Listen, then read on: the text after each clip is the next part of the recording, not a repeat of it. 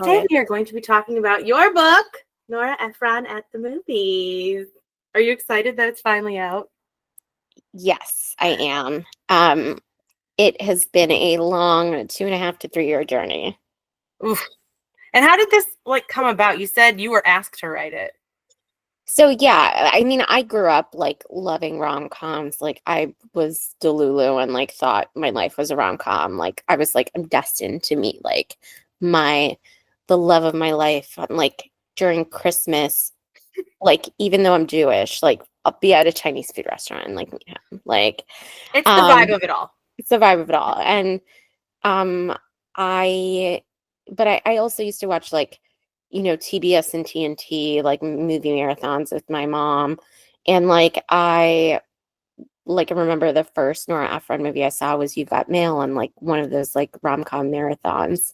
And I loved it. I fell in love with it. So like when I was approached to do this book, it was because I was writing, I was doing a lot of like rom-com reporting and like I did like rom-com oral histories, and I think it was a 10 Things I Hate About You oral history that caught this editor's attention, and they thought I'd be a good fit, and I jumped at the opportunity because I love Nora.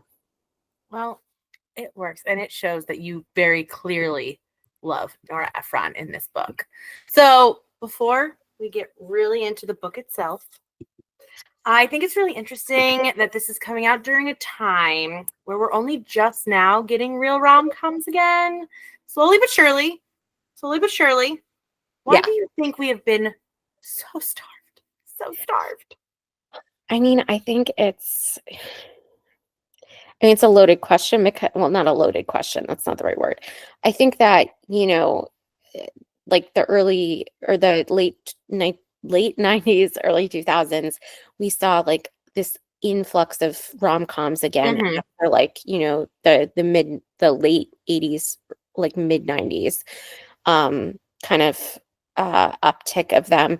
And it seemed like, they were taking off, but then there was a bit of a lull. And, a lot of stuff really comes down to like production and like the box office. And so I feel like, we were in a drought for a bit because, I mean, rom-coms have always been written off as chick flicks. And I feel like, again, like instead of like human films or film movies about human emotions and relationships. And I think that, we had this drought because because of box office. And then we started to see a couple of them come back in like 2000, if we're talking about like 27 Dresses, like those kinds of movies. But they weren't quite hitting the mark. That you couldn't say like this was like When Harry Met Sally. Like that said, 27 Dresses is a great movie, but like it didn't have the same impact. So we kind of didn't really see many, at least not on the large scale, like in theaters for years. I would say it wasn't like prominently until like Crazy Rich Asians came out, I would say, when I started to see a shift. Because when we saw Crazy Rich Asians perform really well at the box office and see like, oh, it's a rom-com. It's from like a diverse cast and diverse creative team behind it. Like, oh, maybe people do want to see this. And it's like, I don't think that it was a lack of interest ever, but I do think that film not only opened things up in terms of there being more rom-com, more of a focus on rom-coms in film and TV, but it also allowed, us to see more diverse actors and creatives putting them like being the face of them and creating them. That said, there's still a lot of progress to be made. I just think that was the turning point. Like after Crazy Rich Asians, I think we saw, like Jenny Han has been incredibly successful. To All the Boys and Summer I Turned Pretty. Like she's always the first one I go to because I love her stuff so much. Like I just want to talk about Jenny Han all the time. And that could be another conversation we can have. Okay. I can also do the same.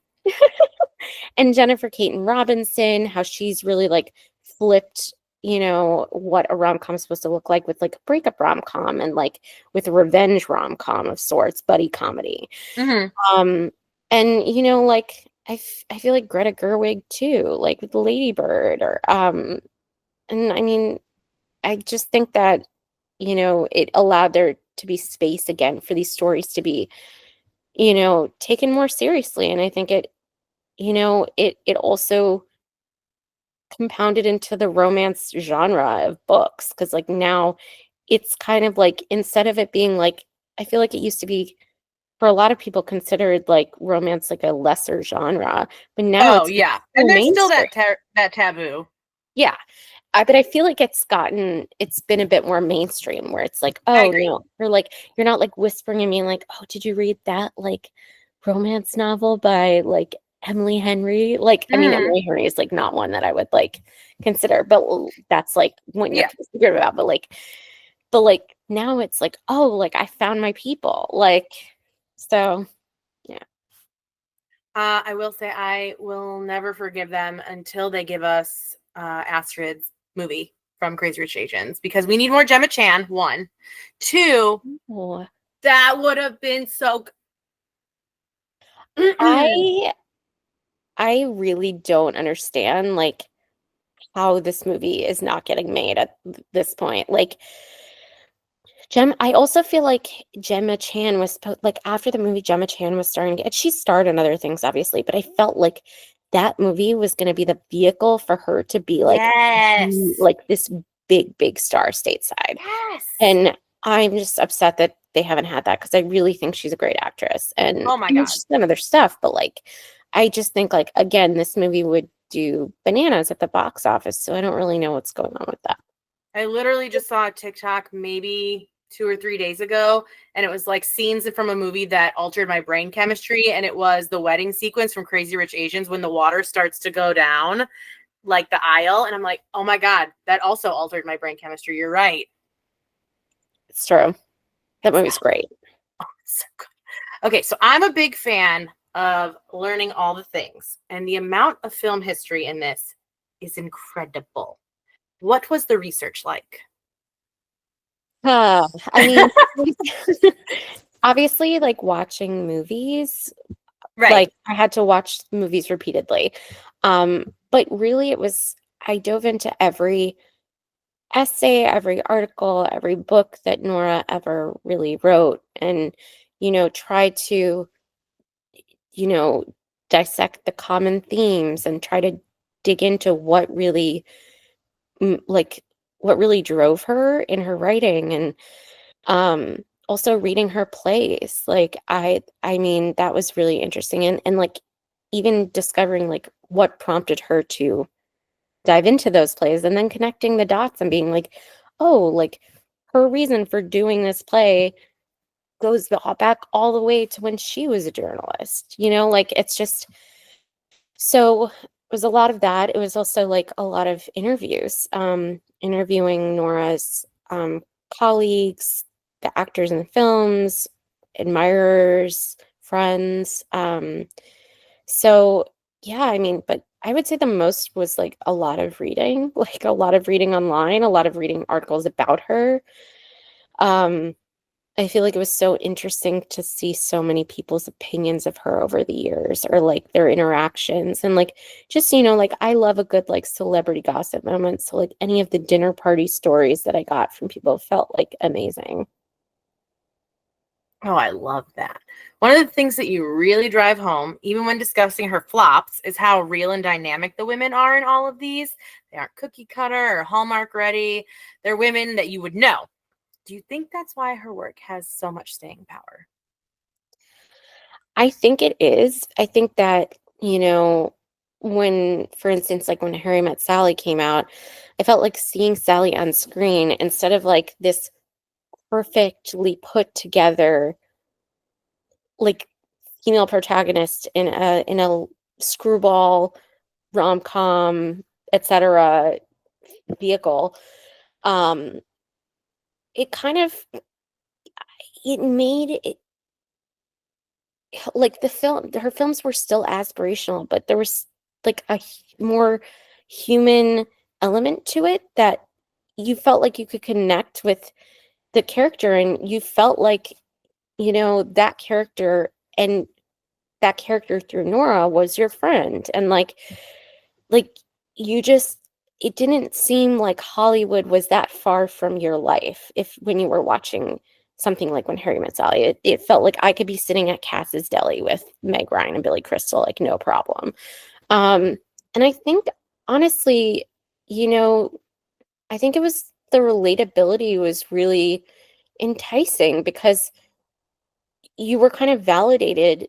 I feel like as a woman, like, you often feel like, you're too much, or like you can't express certain emotions, or like, you know, like you want to have certain opinions about something, especially back then, like in 1989, when this is coming out, like, it was kind of different. And like, I think that, Nora was able to open up conversations about like what it is actually like being a woman, and like, you know, what we actually think about relationships and friendships and sex, and like, instead of what the movies have told us over the years, and what the veneer that people seem to cling to. Um and I think that was refreshing. Yeah, and I like I liked when you were talking about Parker Posey, and you're like, if you've ever even just been to New York, you've seen someone like that. It's true.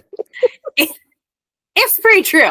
And I think that is why, I mean, you reference it in when you talk about a bunch of the films, that these are just people that you would know, or people that you've seen on the street, or I think that is such a big part. Even with something like Cookie, that was not necessarily amazing, Hmm. but that's at the heart of it. It's like a daughter and her dad, and they're just trying to figure out their relationship. Yeah, Yeah. there's all these other. Okay, sure, maybe you don't know someone in the mafia. That's fine, but you know someone who has a complicated relationship with their dad. Yeah, and like, it was also, I think what was fun about her movies is like, yeah, as like, you know, I feel like there's so much tackiness and like fun, like aesthetic to that movie that makes it really enjoyable. Mm-hmm. But at the same time, like you're saying, there's like heart to this. There's a heart and relatability to the story, even if the story is very far-fetched. Yeah, yeah. Okay, my favorite Ephron film is Julie and Julia. I love that movie so much. I could watch. I've never gotten sick of that movie. It's just so good. And I agree that I think it was the perfect send-off for her as her last film. Marries together all of the things that made her work really shine. And it again goes back to how from Heartburn to Julie to Julia, her work was not written for the male gaze. Yeah. And I think maybe that's also why they have such enduring power, and why they have such like a, I don't want to say like a cult like following, because you mentioned like how like Mindy Kaling had like a Nora Ephron themed, party after her daughter was born, and people talk about it all the time on social media, how they have like Nora Ephron themed things. I think it is because it's not written for the male gaze at all.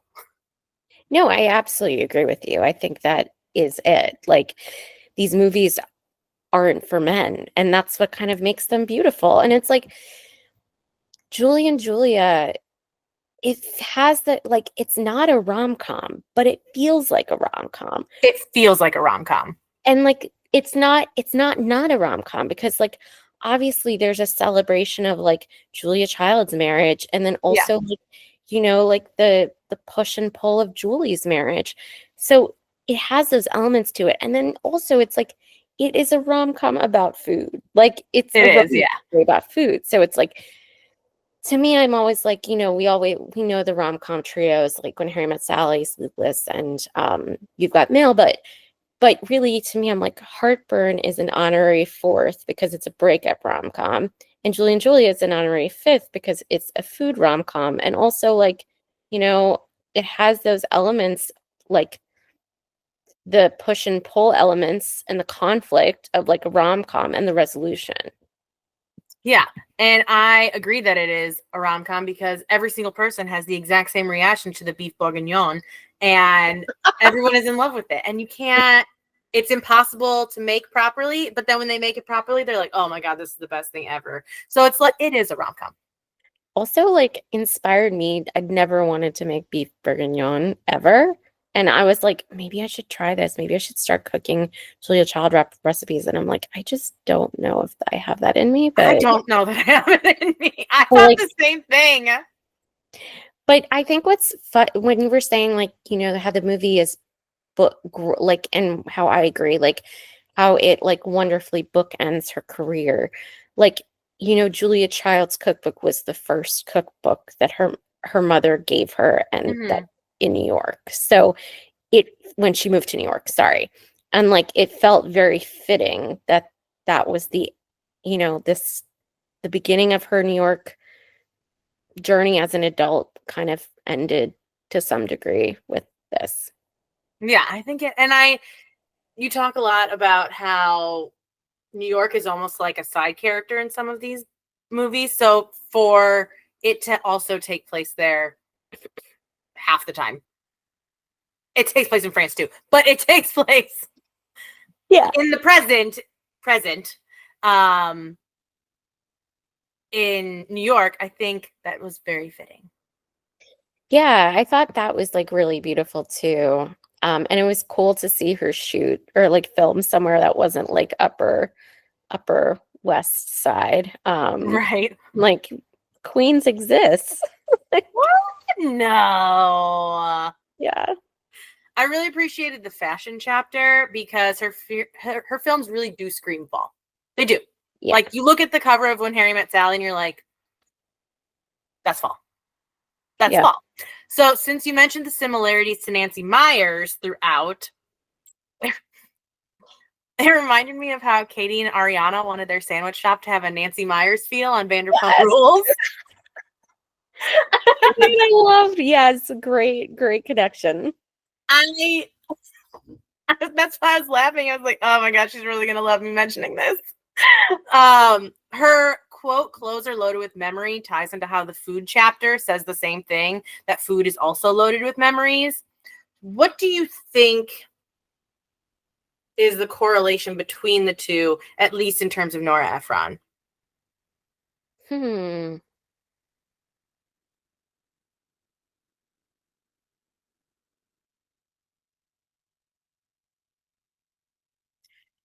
I feel like so with fat, I feel like, you know,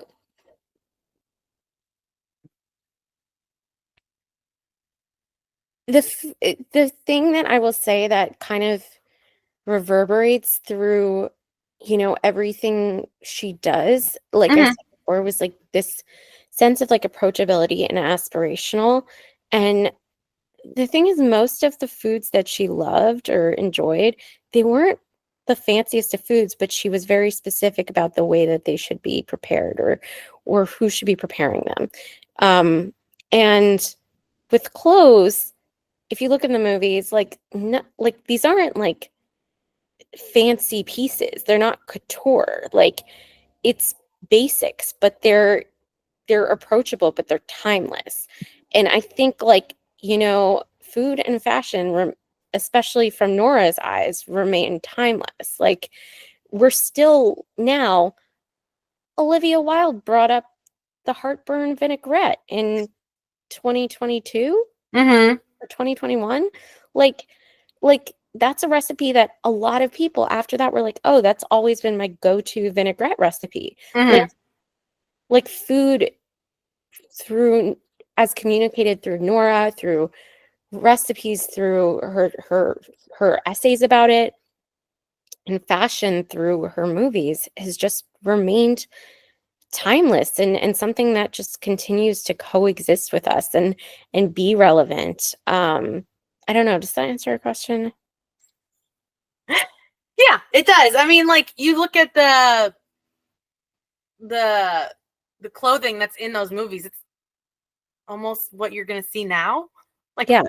when you're on Instagram, you're like, yeah, you bring Oh, up blazer. how there's Nora Ephron fall. And again, every time this shows how like chronically obsessed with Bravo I am.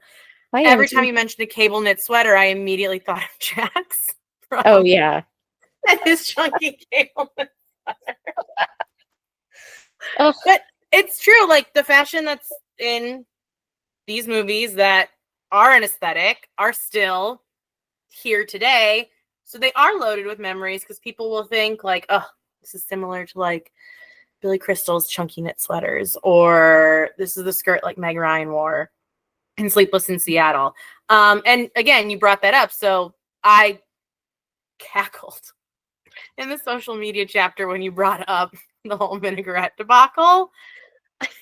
I mean, that's history, man. Like, I felt like that was one of the biggest internet days of the year. I mean, I feel like we were all, if you are chronically online, we were all wrapped up in the don't worry, darling of it all. Like, that was one of the most insane, like, 2 weeks I've ever experienced in my life. Like, and then for it to come out that she's like, yeah, so it's just the heartburn. It was so Clever. yes. And so you talk about how social media perpetuates her legacy with, again, the Instagram that shows like the interiors of the films or the clothing or Nora Ephron fall or again, the vinaigrette debacle, and how that all like perpetuates her legacy. So how do you see that going forward as the landscape of social media is always changing? I mean, I feel like, Nora has gotten like a second win because of TikTok, for an entirely new generation of people. I think that's why we're seeing like Nora Ephron fall, Meg Ryan fall. Like, it's because, like Gen Z and below have, maybe discovered or rediscovered her. And there are like parallels to right now in terms of style. And also with, this rom-com resurgence of sorts that we've had the past couple of years, it's, it's like making people go back to the heyday of rom-coms, like Hollywood's golden age of rom-coms. And I feel like social media is going to continue to preserve her, her impact as like an influencer. Like, I was watching the Martha documentary and they were like, Martha's the original influencer. And I'm like, Nora Ephron's an influencer. She remains an influencer today. Like, it feels very much like she is alive, like, like through TikTok or Instagram. And like when these trends happen, we have our like annual Nora Ephron fall, it feels like she's still with us and celebrating. And like, I don't know if she'd love the trend or trending on TikTok, but like, it is very interesting to me how she's been preserved in this way and still feels very like modern. Yeah. And like, again, you referenced it a few times throughout the book about how, there is that comparison to Nancy Meyers. And it's the same thing with Nancy Meyers, where, again, you have a show on Bravo and these two women are talking about how their entire shop, they want it to feel like a Nancy Meyers film. And I feel like the way social media works is that it's going to continue to preserve those sort of aesthetics. Yep. For younger generations, which is interesting. I find that very interesting. Yeah. Social media. So weird. Okay, so I loved the interviews in the back. It really drives home how beloved she was and still is. And how, if at all, did those interviews change your perception of her? Um, hmm. Or what did it, I guess if it didn't change your perception of her, how did how did doing those interviews? No, I'm just thinking about how to phrase this. So I think that you know, I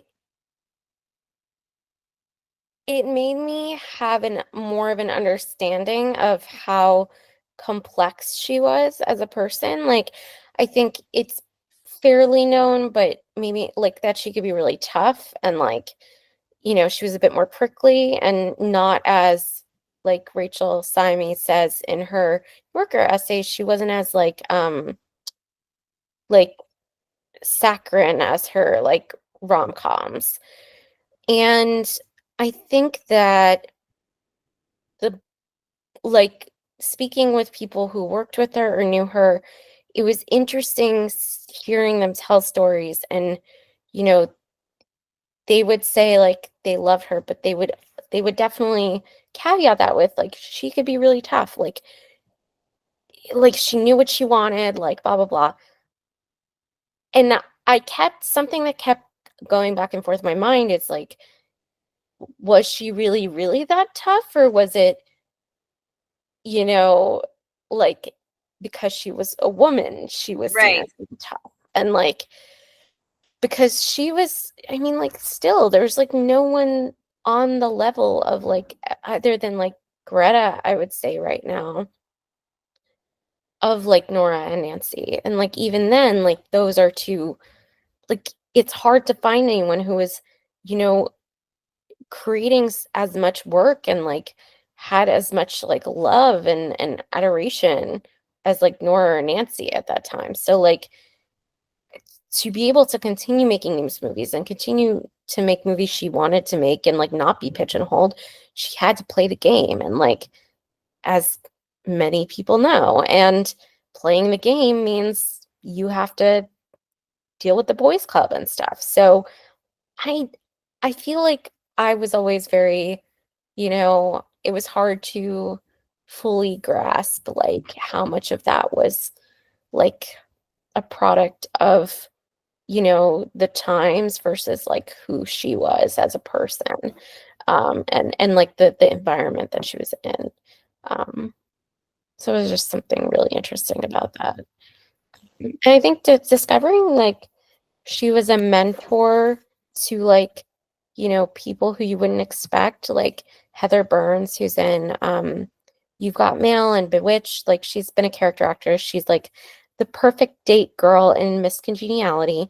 And she's never been like the leading lady in a movie, but Nora took her under her wing and like was a mentor to her for years and like guided her. And like that was very interesting to me to find that out, because sometimes you get the best stories from people you wouldn't expect. And it is interesting that you brought up that it's, oh, because she's a woman, because you have the quote in there from Carrie Fisher who said if she was a man, she would have been doing this 8 years ago or whatever it was. And I think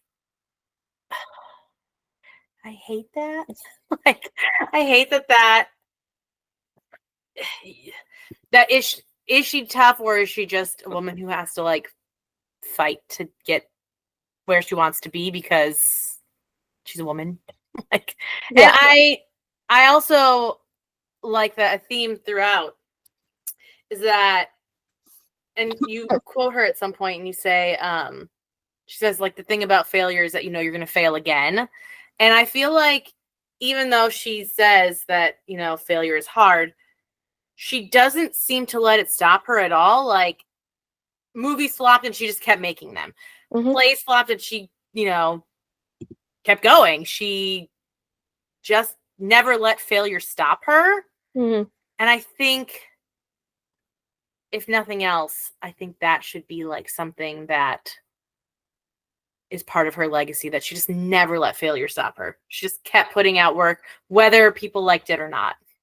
Yeah, and like I think that's kind of the dream. Like not and but like to not have to get to a point where like maybe you don't have to fully answer, or like you can, like of course there's always someone to answer to, but Right. You have a bit more for creative freedom and I mean, Lucky Numbers is one of the most unwatchable films I've ever seen. The the best part of the movie is Lisa Kudrow in it, in my opinion. Right. But it is, Nora, want to try her hand at black comedy, and I, I don't think it was the right fit for her, and I'm sure she realized that after, but the fact that she was able to try it and because she had had success with something else that's awesome, And also, it didn't stop anyone from working with her. They were like, "Oh, Nora Ephron, I'm in. I don't even care what it is. I'll do it." They just wanted to work with her. Yeah, I feel like because she was a celebrity within herself, or she wanted, you wanted, people wanted to be liked by Nora. People wanted to be invited to dinner parties with that Nora was hosting. I mean, there was an allure to her as a person. So yeah. We kind of touched on this, but you mentioned it in the foreword, but I want to know why you think her movies have such staying power. I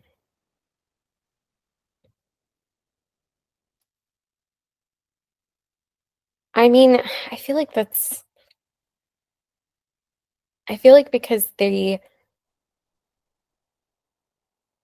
it's a big question, but a great question. I mean, I think this kind of goes back to the beginning. I think they're human stories. They're, you know, there's a staying power to them because she transcended the rom-com with, if we're talking about what originally, got her really famous, the rom-com trio, she was able to, shift the way that people viewed these films. I feel like with her writing. I mean, the staying power of her work is really her writing. Her writing, the dialogue that comes from the writing, it's just unparalleled and so deeply thoughtful and realistic and neurotic. And I think that relatability has, become so lasting. And I think I mean, the staying power is reflected in how many writers and filmmakers cite her as a huge influence or the reason they wanted to make movies. Um, I think she's the backbone for a lot of people of what a great film can look like. I like that. And finally, before we get into the lightning round, even if it isn't Nora Ephron, what is your favorite rom-com? Oh my God, that's trying to get me to choose my favorite child. I don't have any children. Um,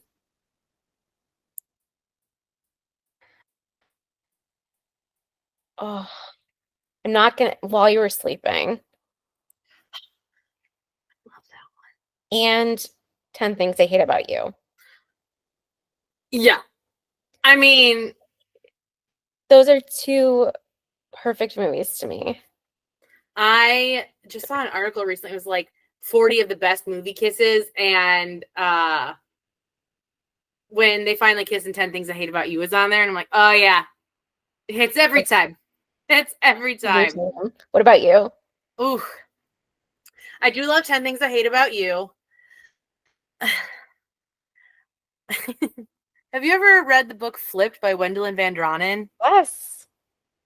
That is my favorite romance of all time. So you were talking about the YA book. It had yeah. Okay, It is love the that. perfect movie adaptation. Full parts of dialogue from the book are in the script. Okay. And it's all the best parts of the book too. And it's the only difference between the book and the movie is the time period. And I think the time period of the movie actually lends itself better to the story than anything else. But has one of the best quotes about love. It's just It's You know perfect. what's funny is I love that book so much, and I feel like I started this movie and didn't finish it. Like I feel like I was like maybe not I was waiting for that to be a movie for so long, and like I feel like maybe it was the casting that made me be like, That's fair. but maybe I'll go back and watch it because it's been a long time. And I also what was it? The Megan. I grew up on like Megan McCafferty's books. Like I loved Megan McCafferty. The Jessica Darling series. I I am still angry that that has never been adapted, and I think And it's for not for what? lack. I know it's not for lack of trying. Like she said, it was supposed to be adapted like several times, but like, and I think it was supposed to be adapted by like Nickelodeon or some at some point, or Hmm. some network was going to do a series, and I was like, I would take anything. That was like my like I lived for those books, and like that would have been the perfect movies, TV series. I would still watch it. Like It goes from high school all the way to like postgraduate and college, and it's just like the perfect timeline of like a romance between two people who again don't really like each other to begin with, but then she realizes Marcus Flutie is the best person ever, and you're just like, oh my enemies to lovers. But like I remember going to my like local mall in New Jersey because I loved Megan McCafferty so much, and I went to her like book release and got god. it Hmm. signed at like Barnes and Noble at the mall. And like that was like the one time I went to like one of those signings. I have forced so many people to read those books because I'm like, you don't understand. I have no one to talk about this with. And also, these are really, really, really good. I feel like I need to reread it because it's been so long. They're at my parents' house, but like I I miss like reading those for the first time, and like also I mean Sarah Destin obviously has been like adapted, but like I loved But Sarah Destin. barely. I know, barely. Like I did not really like the Netflix one that came out a couple years ago wasn't that great. Um What was that? What was that? That wasn't Along for the Ride. No, that wasn't Along for the Ride. What was it? I think it was. Was it Along for the Ride? I think it was Along for the Ride. Let me see. Yeah, for the ride. Netflix. I Yeah. I mean, I feel like because they meshed the first two of her books together to make How to Deal, I know. I feel like it just didn't work because those were two different books. I do have a soft spot for that movie though. I love Mandy Moore though. Like I think she's in all of the rom-coms, she was always amazing. But I do have a soft spot for that movie because I love the chemistry between the leads, but also because I thought the music was great in the movie too, and it like complemented everything happening. So I don't know. I do like rewatching that occasionally. And I do really, really love the Jenny Han movies. They're just so. I loved those books. I read the first one that was one of the only series that I read like as it was coming out. And like when I found out that they were doing the third one, I like screamed and threw my phone. I was like, "Oh, we gotta get a third Laura Jean. This is amazing! So excited!" And I didn't love the Summer I Turned Pretty books, and they didn't age necessarily all that well now that I look back at them. But I do like the series a lot. I do like the series, and I feel like she said she was going to change the ending of the series instead of keeping it the way of the books. I've actually never read the Summer I Turned Pretty books. I've been keeping it. I also feel like I don't know if it's my. I mean, I could still read. I still read YA, but I don't know. I kind of wanted to keep it a mystery for myself. That's fair. I also, like I said, they did not age particularly well. I read them forever ago. I wanted my friend to read The Hunger Games. She was like, I'm not reading that unless you read the Summer I Turned Pretty series. And I was like, ugh, fine, whatever. And then I read them all very quick because they're easily digestible. So I read them like at least a decade or so ago. But when I looked through them now, I'm like, she uses slut pretty liberally in this. And like not in like it's a very derogatory way. And I don't love that. It hasn't necessarily aged super well, but I think the show does a good job of fixing that. Yeah, I do too. And I think it definitely, of the time too. Like, Right, which you talk about in the book, where you're like, okay, maybe that's not great in that movie, like in Silkwood, where you're like, the Confederate flag business, not great. It didn't hold up over time. It holds up in Oklahoma, but like, yeah. but like, there are certain lines in certain movies where you're like, oh, Oh yeah. And like live and learn, because right. it will happen now. But I do think like, it's I feel like, and not with that, not that movie particularly, but like I feel like with Nora, you can appreciate the progress that she made for women, and the way that women were portrayed on screen, and Oh women yeah. behind the camera and female writers. But you can also acknowledge that like, there weren't people of color in her movie. Well, not there were very few people of color in her movies, and if they were, they had very, very small parts. And Mhm. and her stories came from a lens of someone who was comfortable and had what was white privilege, and had white privilege. And um I think that, that's something that we can acknowledge. Like at that time she was progressive, but we're at a time where there are other voices like Jenny, for instance, that are, carrying us into the future. And like we need more of those voices. Like, Oh yeah, I agree. um, and I feel like, I'm like watching all the Christmas holiday rom-coms now. But it's like I love seeing different people's stories on Hmm. screen and behind the camera. And like I feel like the rom-com for a long time was written off as like the Hallmark Channel or Right, Lifetime. I agree. So, or like, and even like Netflix. I mean, like that's where it were Netflix or Amazon until like like Anyone But You, or like um so it's nice but it's also nice to be getting quality rom-coms on those streamers, and like, Yes. and quality holiday rom-coms too. Like Yes. I enjoy Yes. it. We need more of them, please. Mm, I've read so many diverse rom-coms that I'm like, why won't this get adapted? Like, I adapt know. this. You could I take the know. spice out. I mean, I hate that you have to, but like you could. Yeah, and it like bums me out because I'm like, why are we remaking the same shit again? Again and again. Like I'm gonna watch the Cruel Intentions series because Oof, I'm I've heard going rough to. things. What? I've heard rough things about it. Yeah. So like I know what to expect, but I'm not thinking of it like as the same as the movie. But like I would rather see a totally fresh new show.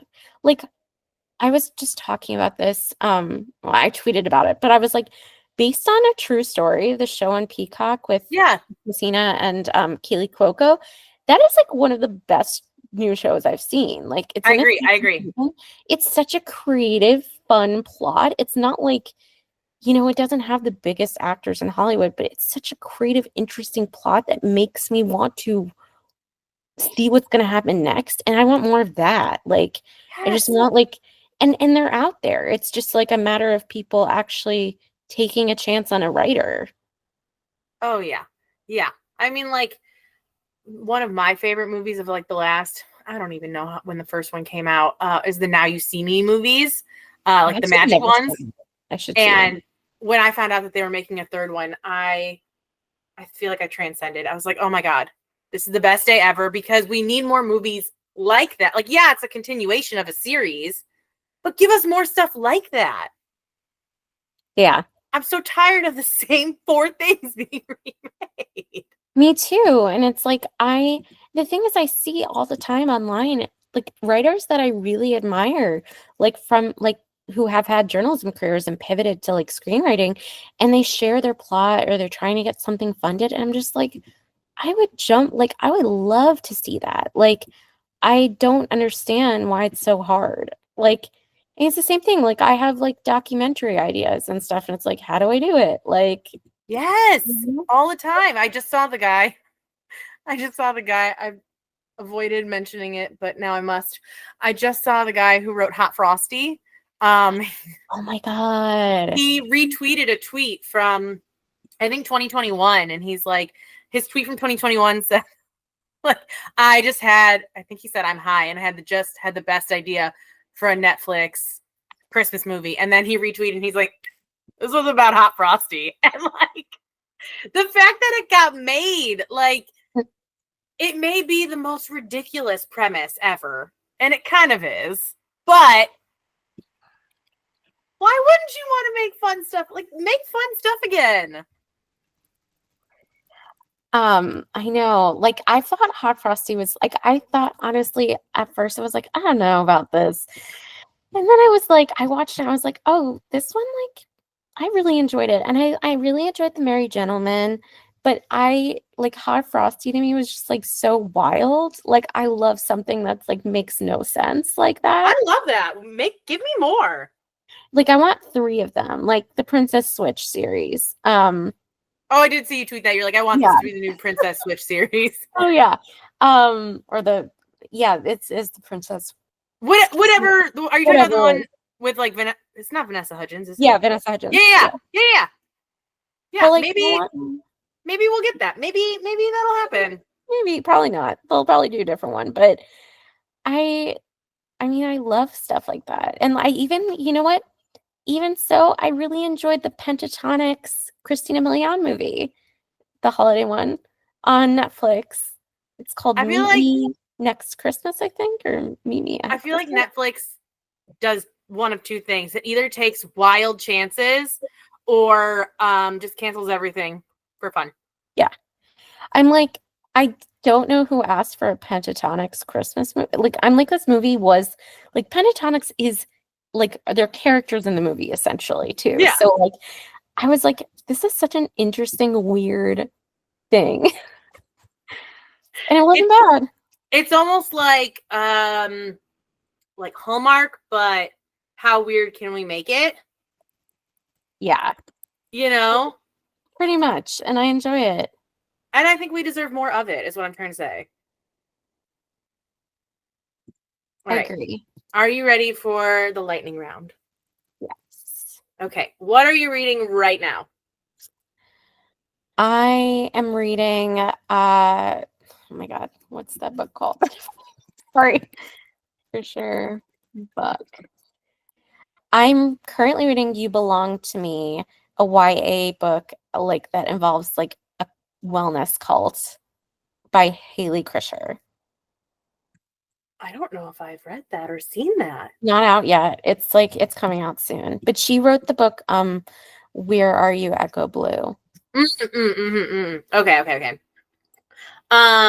What are you listening to right now? Like, you could say music, it's fine. Oh, listening to. Oh my God. What am I listening to? I feel like I've been listening to Gracie Abrams' album for months, to be honest, The Story of Us. That I feel like I'm listening to. I've been really going back to like Lucy Dacus and Julian Baker and Phoebe Bridgers lately, and listening to Boy Genius. And I don't know, I feel like I haven't been listening to that much music other than that. Like I feel like I've just been taking a sabbatical, but it's about Christmas music season, so I'll switch that. And that's fine. I also have been going back to the Boy Genius album. It's so good. I know. So It's good. like Time. annoyingly good. I know. The talent. Okay. Who is your celebrity crush right now? Because there are a lot of lookalike contests happening right now, so it could be shifting daily. I mean, mine when I was in high school to now, Adam Brody. See, I feel like we're all having a nice little Adam Brody renaissance. I feel like we're all having it because we loved Seth Cohen, and this is just an adult version of Seth Cohen. He's like nicer and less selfish. He evolved, okay? He evolved. Seth Yeah. Cohen had the opportunity to evolve. I agree. I feel like everyone I know that loved the OC is like, this is my time. This is my time. I know. I've interviewed him a couple times, and it's like the first time I interviewed him in person, and I was like literally falling over myself because I was just like, this is crazy. Like not even because I'm whatever, just because I was like, oh my God, like teen me would be like, wow, she's so cool. Like, Yes, yes. And I hope he was as delightful as I hope he is. yes, he's really Perfect. nice. I love that. What was the last thing that really made you laugh? Oh man, I'm like trying to, I don't even know. I'm like, what did I laugh about? Like nothing. uh I probably laughed about something before November 5th. Oh, Before the election. Um oh I you know what? I laughed. I was watching the Our Little Secret, the Lindsay Lohan movie today, Christmas movie, and that was pretty funny. She got high and um recited Cool in the Gang lyrics to a church. So it's as kind of long funny. as that movie is better than the one from last year, I'm good. Yeah. No, it's the best one she's done so far. Okay. I feel better about watching Like it now. you'll like it because Irish Wish was yeah. Um but I no, mean, it's I definitely too am a billionaire's daughter who goes skiing and gets amnesia and finds my new family. You know? yeah. I mean I absolutely love the premise of that Christmas movie that she did. But this one feels more grounded in like rom-com than like, Hallmark like there's Yeah. I don't know, it feels like different, and Kristen Chenoweth in it is I was gonna great. say, and it's got Kristen Chenoweth. Yeah, she's amazing. So yeah. Anytime she's involved, I'm in. I'm in. I'm in. Okay, final question. If you were a pinata, what shape would you be and what would you be filled with?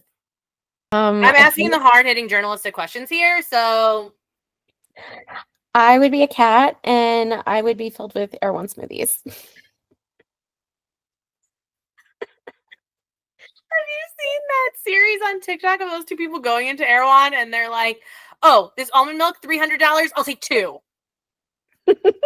No, but I am going to look that Oh up. my God, I'll have to send it to you. It's so Please stupid. do. It's so dumb. That is all I have for you. I am so delighted that we got to do this. I Me too. love this movie or this book. I love that it is like you can put it on your coffee table, but there's so much you can read about. I forgot about this movie, by the way, Bewitched, until Right? we got to this chapter. I was like,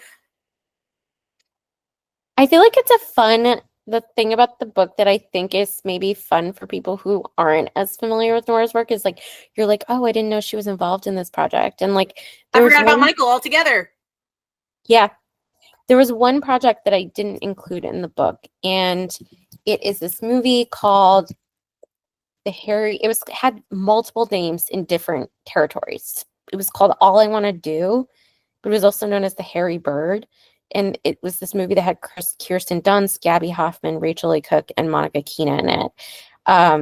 And thing is, Nora Okay, yeah, didn't, no, I know what you're talking about now. yeah. So Nora didn't write or direct it, but she was like an executive producer, I think, or a producer on it. I thought about including it, but because her involvement in it was kind of like Minimal. yeah, like a bit nebulous, I didn't. But like that movie is really cool, and like that's one thing I kind of go back and forth and wish I maybe included, but yeah. All right. Before we go, let everyone know where they can find you. You can find me at Lonnie Caps on TikTok, Instagram, Twitter, Blue Sky, every social media platform, because now we have 8,000 of them. 8,000. 8,000. And I'm tired of posting about myself, but I appreciate you promoting my book. Well, listen, I mean, someone else has to do it. You can't do all the work yourself. I know. it's true though. Like you don't realize it until you're in it. How much But your hard work paid off, and it is a fantastic book. Thank you.